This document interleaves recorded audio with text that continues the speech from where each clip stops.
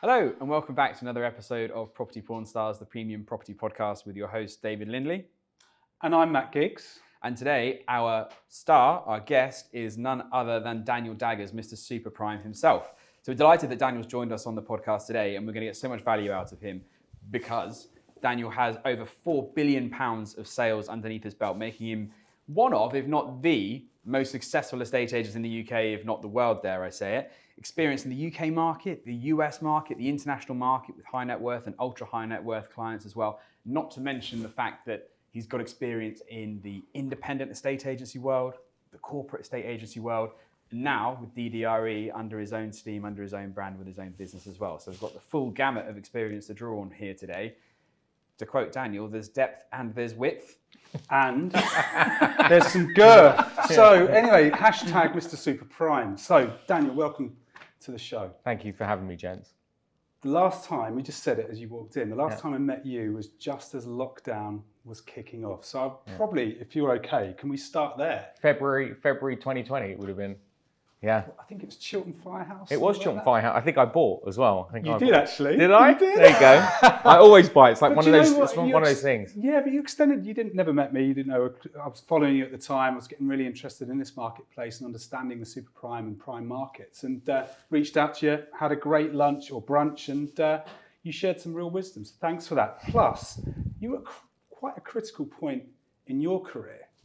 If you can just take us back to that moment and when you left Knight Frank and started your journey into DDRE.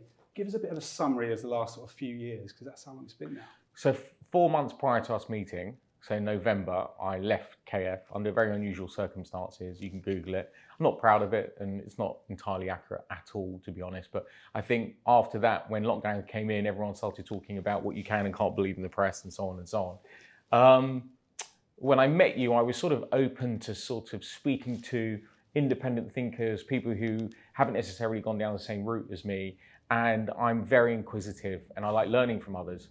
So I thought, yeah, let's have a chat. Why not? You seem like a smart guy and you come from a different background, professional background. Yeah. So I thought, let's have a chat. So we did that, and I did that with quite a few people. Actually, the first person to reach out to me when I left was the head of Foxtons at the time, not the owner, but the MD, and had a really interesting chat with him as well. And so I go around meeting people, especially my clients, and ask sort of what I think is interesting questions so I can learn more.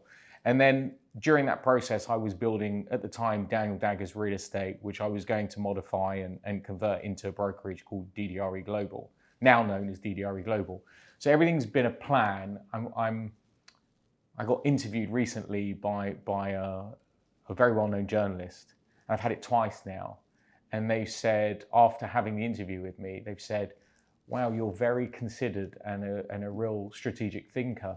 And I just thought, wow, this is amazing how people can follow my social media and see my career and think that I'm not that anyway. Yeah, for sure. I was going to say that. That's just thought that was a bit weird. Yeah. So that was the journey. And so just after meeting, going to lockdown, building the business from the dining table was super unusual, very difficult. How scary was it though? It wasn't being where you were. No, it wasn't scary. It wasn't scary because when you're in it, you have to do it. Yeah. Like I wasn't going to earn a living unless I was going to make money. I don't come from a wealthy family, so it was impossible for me to just sit there and go, oh yes, my property portfolio is going to look after me for the rest of my life. That's not going to happen. So it wasn't scary at all. It was more, okay, this is what I have to do. I've never done it before. Some of this is going to hurt, and some of this is going to be great. So I've been following you for a little while, and I looked at your story the other day. I think it was recently actually. You put on there, I'm sat here reminiscing about the years I drove the corporate Knight Frank smart car to save money so I could afford to build a life I've wanted to have. And I wish I had social media, and this is a point we can leap onto in a bit.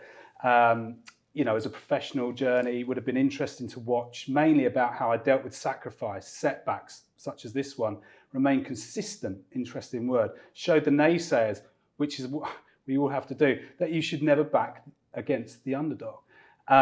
Ever, interesting, whatever you do, remain consistent with 100% dedication. It will come, trust me. And I sat there with you and I listened to what you were going to do. And what's really nice, and I haven't even said this to you, is watching you pull it off. You're there. You're not there, but you're in the midst of building this global brand, and you should be really proud. But what has been... Thank you. Well, I mean it as well. What has been... Because consistency is... Let's start with that. How important is consistency in this super prime market that you operate? Well, I don't think it's consistency that is related to super prime. I think that consistency, you'll find that anyone who's very successful, whatever they do, all my clients, they're super consistent. Yeah. And so they don't have those, or if they do have the moments of can't be bothered kind of thing, they get up and they do it anyway. Yeah. And I think the reason why I am so consistent is that I played football when I was a kid, and I think sports is a very good trainer for consistency. Yeah. The thing about sports is that you notice the difference pretty quickly. You know, if I go to the gym, you'll notice your physique will change after 4 or 6 weeks. Yeah, for me. And at work, particularly in the super prime sector, you don't notice those changes for months, if not years, which means that you have to be mentally very strong, physically fit, because there's a lot to do, but mentally very strong, and remain consistent. That was something I was going to ask you about, actually, was that element of patience when it comes to this prime market as well, because it's probably not something that can be an overnight success or an overnight game. It's got to be... Talk to me about what that's looked like for you in terms of patience in the long game from a DDRE perspective, but also your whole career as well. Yeah, it's my career. So really nice sort of statistical evidence as to how things work from a small independent selling. You know, I started selling £100,000 studio flats, and then gradually got higher in value and went into the prime markets when I went to Knight Frank, and then from Knight Frank went up to the super prime market, which is over £10 million, and now, you know, my average transaction is just shy of 20 million, and I'm doing this globally. When I was at Vickers and Company as a kid, when I started to get really good, I had about 15 to 20 deals going at any one time. And they'd be yellow folders on the side of my desk. And every now and again, when I felt like stroking my own ego, I would count the folders to see how many deals I've got going, okay? And I would check it, you know, every now and again. When I went to Knight Frank, I went very quickly in 2007, 2008 into a market where there was a lack of deals happening. Yeah, and so I was doing it took me 6 months to do the first deal. Okay, this was 2007, late 2007. It took me till middle of 2008 to do my first deal. In fact, the person I was on the phone to on the way here was that person, ironically, and from then on, I started to do lots more deals, and I was averaging at like 6 deals a year, 10 deals a year, 15 deals a year. Now, doing what I do, I'm probably max out around 10, 12, and I'm giving a lot of business to the people I work with. But it just shows you that your patience, the amount of time you have when you're not in the thick of doing a deal, it can be very long. I'll do 3 months without transacting, and then all of a sudden I'll do £100 million worth of deals. Yeah, and you need a lot of maturity. There's a real spotlight on the super prime market across the world. Sure. I mean, shows like Selling Sunset, Sydney, different places. Yeah. You can see all of the glitz and the glamour, and what you probably don't hear, and what perhaps you were just sharing there and shedding a little bit of a light on, is 95% of the time, there are a lot of things that you have to pick up and run with, and that's being resilient around the way you operate. How important is that as part of the sector that you're in? I think you fail 70% of the time. Elaborate. Well, I don't do a deal on every viewing. No. I don't do a deal with every buyer. Yeah. Thankfully, I'm at a place in my career where I don't work for free. Yeah. If you want my advice, you pay for it. Yeah. And that takes a lot of time to get the credibility in the market and let it seep through the market so people know, your network needs to know. But I would say during the course of my career, I failed so much that I've learned so much that my failure just gets mitigated. It gets smaller and smaller and smaller and smaller because you learn so much. And a lot of people are trying to teach my team this and trying to coach my team into this whole having a very thick skin about failure and rather having an emotional reaction to it. Try to understand it. Rather than embrace it, try to understand why. What's the reason that happened? And then what you do is you plug it into the back of your brain. And the next time you come into this moment, in a year's time or 5 years' time, it triggers you. And it says, I've been here before. I know what's going to happen. You know, it's very valuable. You're talking emotional intelligence to a degree in terms of picking up the awareness. Being self-aware. Yeah. Like, oh, I remember this moment. I know how I felt at this moment. This is what I needed to do to achieve the goal. This is what I need to do to achieve the goal that I want. And I can't do that because I know the end result of that moment. How do you bring in your agents now? I mean, what's your process? Because I've watched, and is it through the network? We don't. I was going to say. We don't go out advertising, hello, and we don't have a recruitment consultant looking for us. It's people that are attracted to us. Yeah. And then they need to have a level of expertise. Yeah. And those expertise that I'm interested in are communication skills. Okay. Someone who could communicate in person very well, someone who could communicate on camera very well. Yeah. Someone who's not scared to have conversation with people. If you speak multiple languages, that's great. And you need to have a level of expertise and some track record. Yeah. And once the business is bigger, you know, we'll have a coaching element to the side of the business, and I'll teach things that I've never been taught before and I had to learn out of failure. So I know you've probably got another question, but I'm just in the moment here. So your growth's really important. Pardon? Right? Your growth in terms of your learnings, more learnings to bring those people with you. Because sure. I suspect at the moment, having your own team like that, you did have a team at Knight Frank. Correct. Yeah, so, I ran the private office for a little while. Yeah. So is it kind of carrying over that into your own group as such, with your own values and standards? Yeah. I mean, how do I put this? Like, my values is that you see what you get.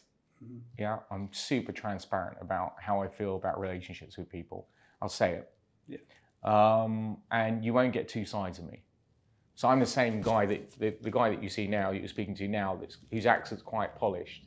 Yeah, it wasn't always quite polished. But if I go and play football under the Westway, I'm the exact same person. Yeah. So there's that, which I don't think you get in our industry. I think people fake it to make it in many instances, to be part of the crew and part of the team, part of the company, you know, you look the part and so on and so on. Integrity, determination, and going probably one step further than everyone else. So just taking the conversation back a step, because there'll probably be people that are listening to this that want to move up the ladder in terms of going from the residential to the premium to the prime, or prime to the super prime market, let's just say. If you were starting again, say, wanting to go on that journey, and I suppose that's a sort of intermediate question, is it a journey like that? Is it possible just to go, go straight into the super prime, or you have to climb the mountain? I think it's more possible today than it was when I started. Why is that? Well, because you can create content today. You can create content, you can speak to the public. You see, I was a council estate kid up until 11 years old, and then things got a little bit easier for my family. But I had to work at grassroots. So my network was tiny. I couldn't leverage off mum and dad and they'll give me properties to sell or rent, and then their friends and their friends. It didn't work that way. I had to prove my value first. So you have to, that's how you upscaled, right? And then my move from the small independent to a big firm was that I felt I could do more. It was a better platform for me. I now, you know, you're seeing a group of the top performers leave the big organizations to find platform businesses to go build their businesses from, because they feel there's more opportunity there. You guys know this because you're building your own business. So previously you'd have to climb the ranks to earn the skills so that people found out who you were. And if you were at a big firm, more people would find out who you were, and you had the stamp of approval for big firm, and I'm a partner.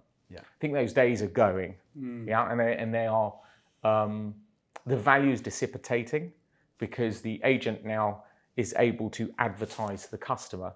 And so previously you wouldn't have the ability to speak to a billionaire or multimillionaire in person, or send a flyer that easily, and people would consume it and go, oh yes, I really want to speak to them. But today you can produce a beautiful piece of content, and it could hit somebody, and they could say, yeah, I would love to do business with you, Remy, who works in our business. And she might go off and do a deal. She's just met a billionaire recently who really likes her. Yeah. Thinks she's excellent. So that's really interesting. So the question that I wanted to ask before that, if you like, was, so today, let's just imagine you were starting today. What would your strategy be to get as high as you can in the marketplace? If you were starting DDRE today from a cold start, what would you do? And almost how would that be different? Well, I wouldn't be starting DDRE as a cold start. I'd be working, I think that would be a mistake. you have to find the best person in the best company in the neighborhood that you know. This would be the best route for me, okay? And I would go there and I'd stick myself next to Matt and I would do absolutely everything for Matt. Oh, you want a cup of coffee? I know you like one sweetener in there. That's brilliant. I'll have it for you at 9 a.m., no problem. And this is the newspaper you read. Okay, granted, you might not read newspapers anymore, but you get the gist. Yeah. I would do absolutely everything for Matt. And the reason why I would do that is I'm going to learn 3 times faster if I'm with someone who's in the industry and knows the industry better than his colleagues. Could be Sally, could be whoever it is, right? Ahmed, doesn't really matter. You find the best person, the best agent. And then you look at that agent, you go, okay, what are the attributes this person has? I need to mimic them and duplicate that. And what are their weaknesses? Because you have to recognize that everyone has weaknesses. Even I do. I won't tell you what they are, but I do. So, chocolate. So then I would do that and I ping myself to that person. And if I was offered enough value, Matt would then start opening his address book to me. I'll go and do that for me, go and do that for me. And all those people I'd save in my mobile phone and their email addresses. And one day, if I decided to leave, and go to the Bahamas, I take those people with me and I onboard them onto my social channels. So that's the first thing I would do. And the reason why I would choose my own neighborhood is that that's the only place someone new in the industry can really offer any value. I worked in a neighborhood that I knew relatively well, but I knew nothing. But what I could do is say, go and speak to Sally, who's the chiropractor, go and speak to the doctor around the corner. That's the best part to play football. Oh, your kids, okay, Sunday afternoon at 3 o'clock, they have a kids club to play football. And so what happens is you start adding value by saving time for your customer and offering value where agents who aren't local can't necessarily offer. And that's why I would compound the two. And then from there, I'd probably go and work in another business because I'd have my levels of expertise. I'd go and work in a business, one of the big corporates. I'll learn professionalism because that's where you learn some professionalism and your language improves. You understand more things. There's more people around you. And I would work in a more expensive neighborhood. Once I do that for a couple of years, if you have the patience, once I do that for a couple of years or 5 years, whatever it may be, understand the likelihood of you becoming an equity partner of that business or the big dog in that business is very limited. So you have to be very honest with yourself about what you feel you can achieve in these places. And then you go, I'm going to work there for 5 years and either I'm going to be a big dog there or I'm going to set up my own business with all the people that I've onboarded. Start with the end in mind, almost. Like get an idea of what you're trying to achieve. Well, you are your own business now. Right, you are. Right, There's so personal and business brand. No, I don't think there is. There is there's just your brand, right? The days where you have a separate brand, where you dress up like this, and then go home and put a baseball cap on and start speaking like a rude boy, authentic. Doesn't work anymore, right? It doesn't work anymore. You cannot. It's symbiotic. Right? Your two lives are symbiotic. So you have to remain consistent in who you are. And the only way you can do that is by being yourself. And because you have a route to advertise, you are now the advertiser, you're now the workhorse, the relationship builder, and the executor of business. So you are a full stack business. I think that's such a great point. It's a moment of gold there because there's a lot of people that feel like they have to appear and put on the play and the act when they step into any of the agency levels, if you like. And actually, it's completely wrong.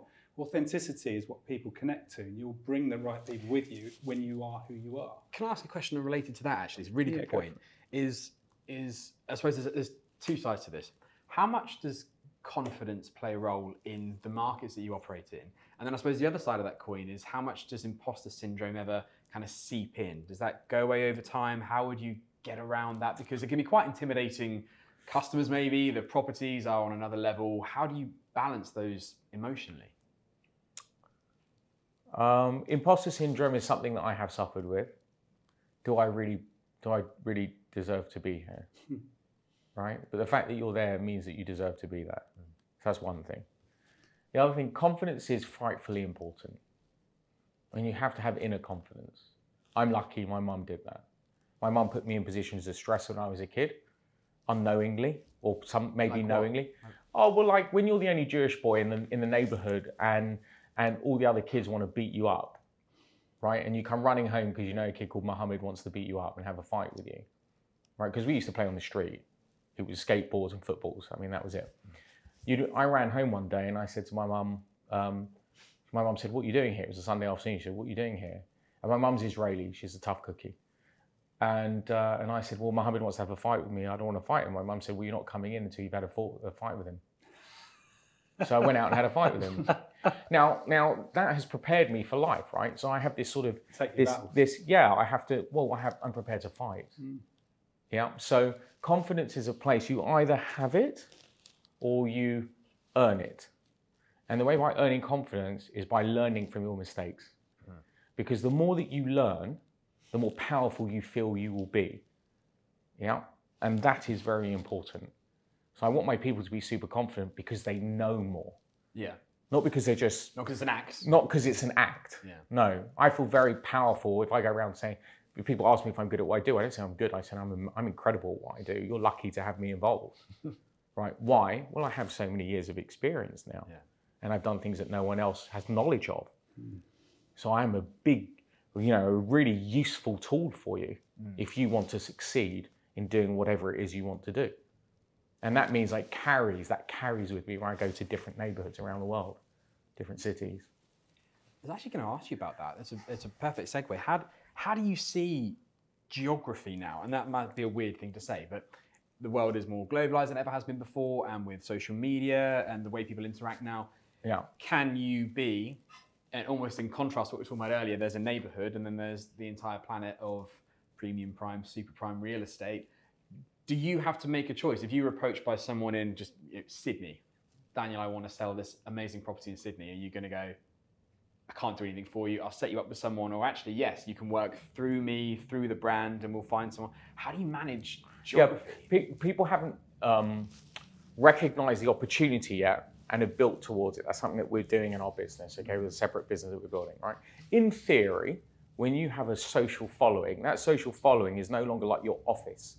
Your office would have a following, like a group of people that come and visit you, and it would be a kilometre radius. Don't worry about that. Yeah, just in case.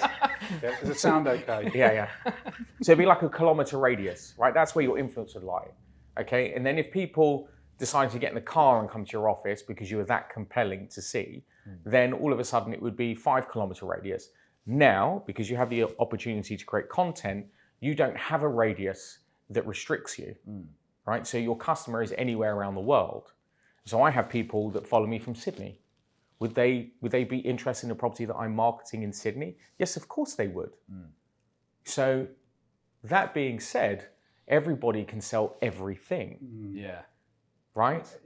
And so where's the platform there? Yeah. In the US, you have something called the MLS, which enables you to do that to a certain extent. But there should be a global one, which is what we're building. Well, it's that collaboration piece as well, because I think one of the things, well, you're obviously taking charge of that global aspect, which is fantastic. Your example of Remy just putting themselves out there with content and connecting with a particular buyer, that connection can be made quite quickly now. Yeah. And that because they get an insight as to who you are, not who you propose to be by wearing a suit. 100%. Yeah. Go on, you go.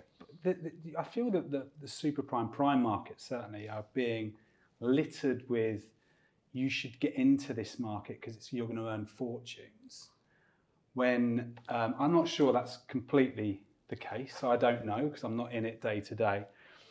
Yet it feels to me the more successful you are in that market, it's because of your network. It's how you network. It's how you operate with people. And one of the examples you gave earlier was how you build that connection with people and help give, be a part of someone's life. And I think that is like the concierge-y kind of attitude to have with regards to helping people. And I think, is there a distinction that you make between what you give in terms of value, in terms of what you get in return? Because I think that's where perhaps people are attacking the market. I want to get fees, I want to earn fortunes. And actually, the real market is when you give lots of value and assistance, advice, help, support. Well, in today's world, you don't know who you're going to meet over digital channels or in person. So you have to show value and show a level of expertise. There's one thing that I think there is a tier. I think there is a tier of people where they're just grinding out results. They're KPI'd, and it's like I do 1,000 I make 1,000 phone calls, do 100 viewings, get 10 offers, do 1 deal. Okay, that doesn't work in the super prime sector because people don't want to be just a number, right? They want you to understand what they're looking for precisely, and then use the smallest amount of time possible to enable them to find it. Okay, so it can't be numbers game. It can't be a numbers game. So that's one thing. The other thing is that you have this concierge. Everyone's gone from being an agent to being like a concierge and doing more for their clients. Yes, I'm helping for a role for a global house manager right now for a client of mine. Yeah, am I the best person for that? No, but do I know the best person for that? Yes. So now what you do is you plug into my network, which is all top class people. Yeah, everywhere, in every kind of sector and industry. But then there is a level above that, and the level above that is where I don't talk about business. Mm-hmm. I never talk about business with some of my clients. I'll go on, and my team will come with me, I'll go on pitches to meet people. I don't even discuss real estate. Yeah, so that might sound really it's an insight. Ridiculous, but it's true. And I'll talk more about sort of geopolitical issues which might affect real estate. Yeah, and I'm definitely not the smartest guy on the planet, right? Nowhere near. I definitely wasn't the smartest guy in my previous business, but I was the top fee owner, right? I had the best relationships. I was doing something right, or I'm doing something right. And a lot of it is just having a better understanding as to what's going on, and then being able to regurgitate it in a way that is simple and accurate, and how it reflects on real estate. Makes sense. A somewhat tactical question, I suppose, but to talk about valuing, not values, but actually the value of property. Yeah. I mean, that must be a whole new ball game once we reach certain price thresholds. We can't exactly jump on Rightmove and look at some comparables. But how do you, not how do you value, but how do you manage the valuation process with those customers and setting their expectations when we get to these astronomical price ranges, and how do you go about that? So it's not astronomical price ranges. I suppose it's relative, right? For them, it's the price. Yeah. That's all it is. And we get hooked up on the amount of zeros. I made a very funny mistake. I mean, it's funny now. At the time, I was devastated. But when I joined Knight Frank, there was a property we were selling for £14 million. And I remember speaking to the owner about something and saying 1.4 million because I didn't understand the amount of zeros. Yeah. I mean, like, I was 27 and 10 years in, but I hadn't dealt with those numbers, so they were foreign to me. So you start having to live, I live a very normal life. Yeah, okay, great, I've got access to some incredible things and I've done some amazing, really amazing things that I'll write about one day. But it's normal for my clients. So I have to speak their language. The other thing is that this isn't put something online and then it sells in a week's time. So you have to explain to your clients that this isn't, and I use this term, it's not a sprint. And it may not be a medium distance race. It may be a marathon. And therefore you're going to get to know me very well, and you need to feel very comfortable that I have the physical attributes, which is what I discussed earlier, and the patience to deliver the best result at the right time. So there's that. And the other thing is that there's never one price. Anyone who gives an opinion of value and it's one price is getting it unbelievably wrong. Yeah. So there's always two prices. There's what you could potentially achieve as your guide price. What's the worst case scenario? And you will find yourself somewhere in between, depending on how good I am, how good the business is, how good our marketing is, how good the market is, and the person's motive for buying. Yeah. So there's loads of nuances. Makes sense. And just to backtrack on something else, as a complete change of topic, the MLS type system that you're building, is that something you can talk to us about, or is this? Yeah, I think that we're going to have a total transformation in our industry. I was going to ask you about AI. So does this link into that somewhere? Yes. I think our future is benchmarked on how well we perform in front of camera, how well we perform with people, and how we create trust and really positive relationships amongst people. I think if you sit behind your computer or your phone and you just WhatsApp and email, without creating a relationship, AI can take that role from you.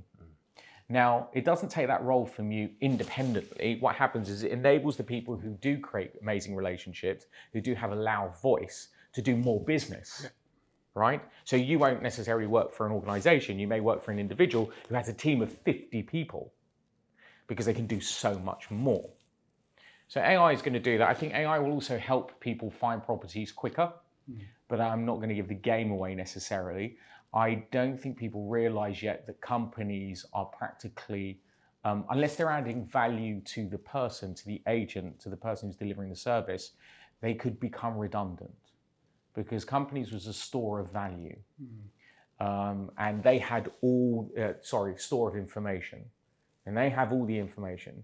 But in today's world, we have a lot of freedom of information, and everyone's got that information. The storing of it is less valuable. It's now about who is delivering the information. And I believe that everyone is an advertising tool, and an MLS will be benchmarked or enabled by people, because people are the most important factor in our industry. Well, we often, you probably experience this, people who like to come into the industry saying how much they love interior design or they love property. You're like, don't get into it, because this has got nothing to do with that. It's got nothing to do with that.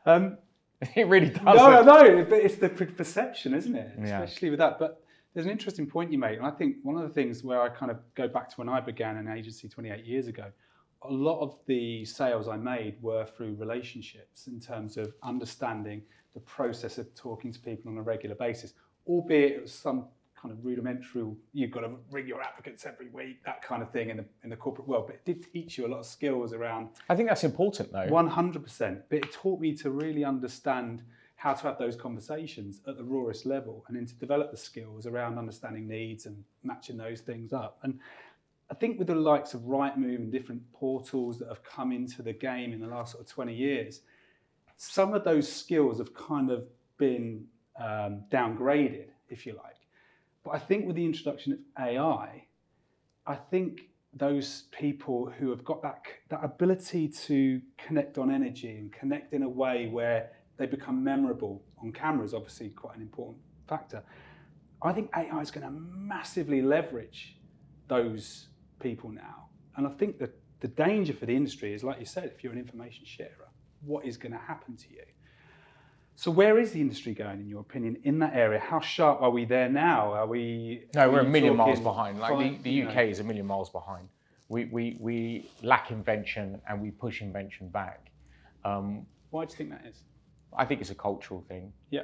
I also think the industry is run by big corporations that don't want change. We have to recognise that.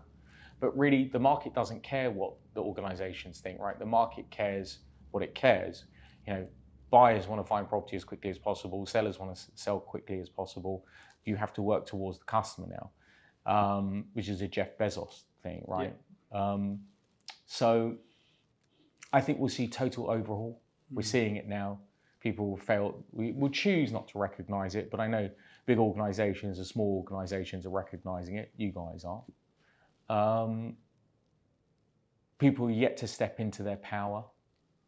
I think when people really understand how powerful they can be, the industry will move rapidly forward. I'm a little nervous that we, again, won't lead the charge. Yeah. Although I think the business that we're building called ADVSR.ai could help us do that. But this business is about people and psychology. Yeah, massively. Yeah, and it's the people who understand people that will be very successful. That's what excites me. Obviously, it's trepidation, because you're always thinking to yourself, you know, what and where is it going to take over to a degree where you're unencumbered? You're not needed. There's nothing for you to do. Well, that's in your control, though, isn't it? I believe so. You have to add value. You have to appreciate your skill sets. It comes back to those little things that you mentioned earlier. It's about getting into your customers and their awareness and your needs, and how you can help people move from A to B to C. And I just think people have grown used to not having to do that in our industry. That's very dangerous. That's a bad habit. Well, let's put it into a different perspective, right? Let's say a business, let's say a big organisation that has thousands of employees who are agents, and those agents are just run on KPIs. Every business is and this is like maybe a bit obscure, but every business is an information sharing business. Every business, right? You go onto Amazon, you put a piece of information there, it gives you a piece of information back, it sends you the information, you give them information, which is your credit card details and so on, and then you click yes, and that piece of information, whatever it is you were buying, the size and length and material and whatever it did, gets sent to you, which is your address and a piece of information. Estate agents, the exact same game, okay? Real estate, exact same game. Here's the property, this is the size, this is when it was built, this is the lease length, this is the freehold, this is the garden, all of that sort of stuff. Here are the numbers. It's a piece of information, okay? An agent's role is to deliver that piece of information to the person who's going to consume it and want to buy it.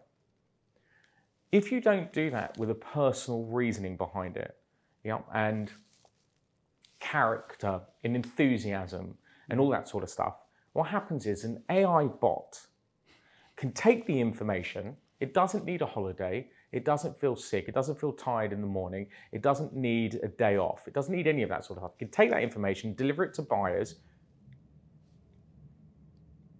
at a far cheaper cost and less aggravation. So an individual has to add so much more value to the equation. Otherwise, the efficiency and the low cost of having AI technology do that role for the business will outweigh what you can deliver.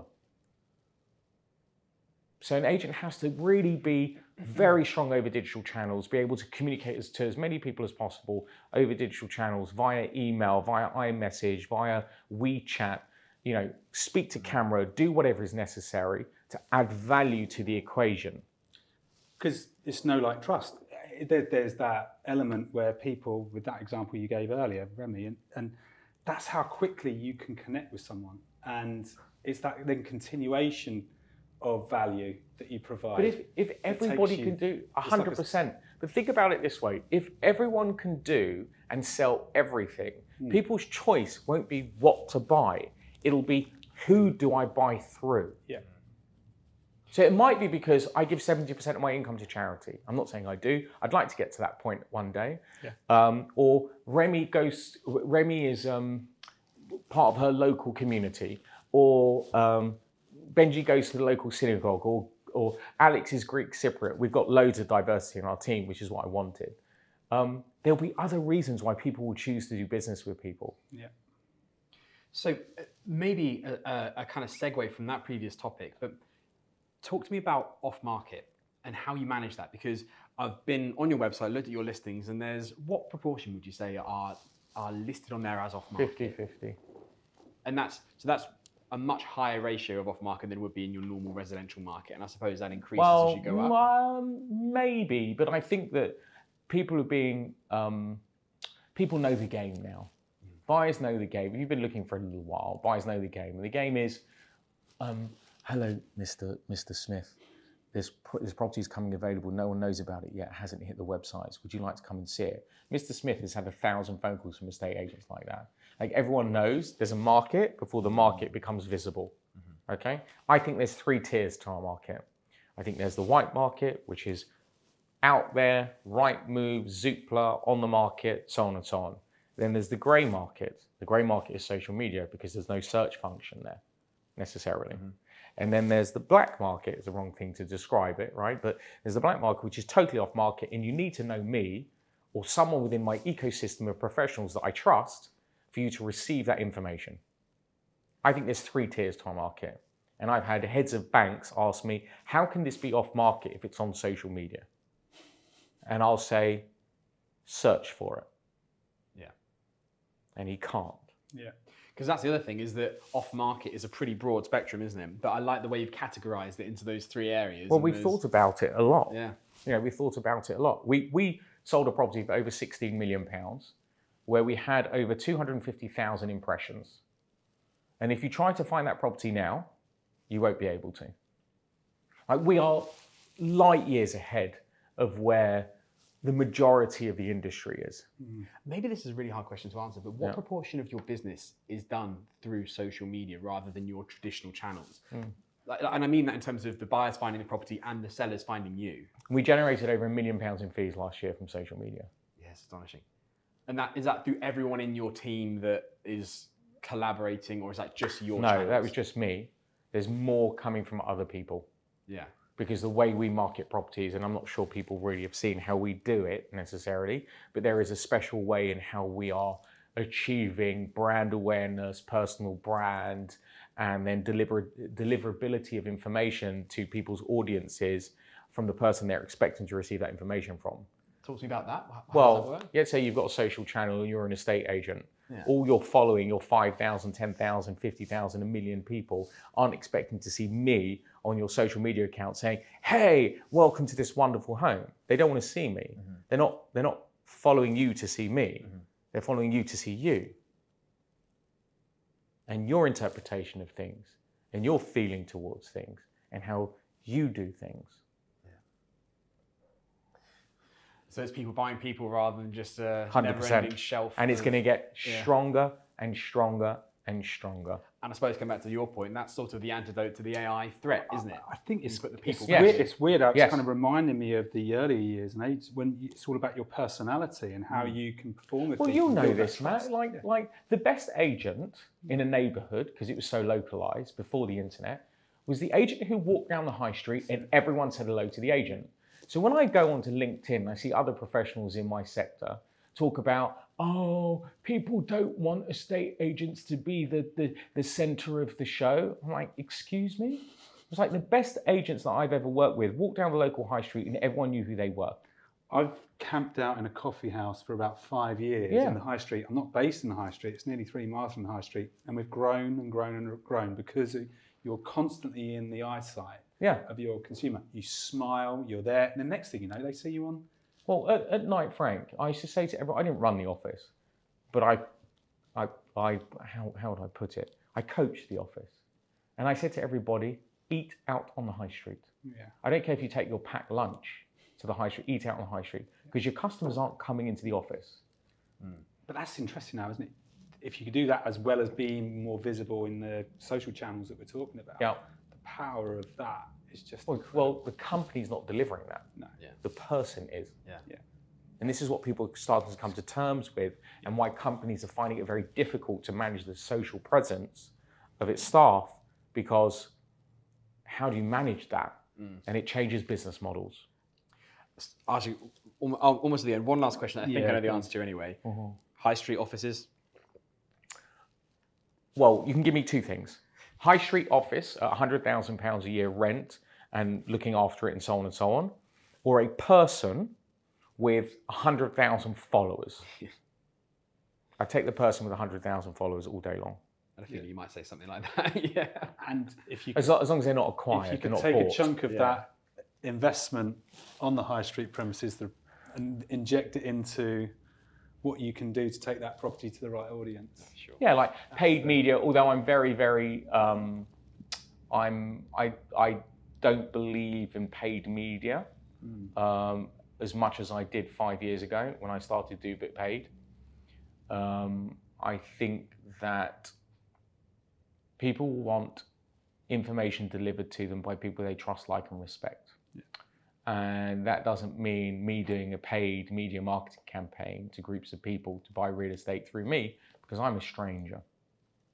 Can I ask, I've got one last question, I think, because you've transformed yourself from being in to working on your business more, probably so. Tell me what you enjoy the most about what you do right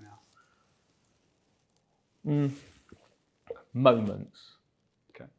I enjoy moments. Yeah. I don't enjoy everything. No, it's not possible. I think the days where people are like, oh, if you meditate in the morning and you eat the right food and you work at this tempo, then everything will be fine. I think that was just a lost cause. Yeah. I think you have to recognize that happiness is moments. Yeah. And so you want to do as many things that give you happy moments as you possibly can. But building a business isn't necessarily a happy moment. Building a business is really hard. And so my happiest moments are when I see other people in the team do deals that they never thought they could do, which is great. Or win people's trust, earn people's trust. I love that, because that's how I built my career. And watching the business grow is nice, albeit you don't really have time. When you're pedaling on the wheels, you don't really have time to look back and go, oh, look how far I've come. It's one of those things you rarely do, is take a step back. No, I don't think I have ever. And people say that's so bad. But then again, they're envious of the position we find ourselves in. So am I doing something wrong? I don't know. I'm certainly not perfect. No one is. They talk about when you're climbing the mountain, taking a moment to turn around and admire the view, don't they? But speaking of moments, we have a closing tradition on our podcast that will certainly give you a moment. Go on. So the podcast is called Property-Pxrn Stars. The stars are the guests that we bring on, but we've got to link back to our subject matter here. everyone has a porn star name, whether they know it or not. Hold on, wait. I have one. I don't. This is one of them. No, my No, name is one. No, If everyone could come prepared, that'd be great. That could be actually. Yeah. 100%. Go on, hit us. No, my porn star name is my name. My Oh, name. come on. Can I tell you something? The amount of times I've been stood in a lift with clients that I've just met, particularly at head office, right, where they meet this guy who's suited up and everything else, like, "Hi, Daniel, pleasure to meet you." And at the end of the meeting, like, I'll give my business card and we'll walk towards the lift and get in the lift. And I'll go, "Daniel, wow," and they say, "I know. Could have been a porn star." It's the reason why you are first guest, exactly right. Exactly right. I think we'll leave it. Off with you. Off with a bang. Absolutely, 100%. There we go. Thank you so much for joining us. My pleasure. And giving Thanks up for the some of invite. your valuable time. It's been a great. It's been a great hour. I'd say we've got to be nearly an hour. Yeah, I feel like we've wrung you dry for information, Yeah. Daniel. No, Really it's good. appreciate it Really and appreciate your time. Thank you. Thanks for having me. Thanks Ken. so much.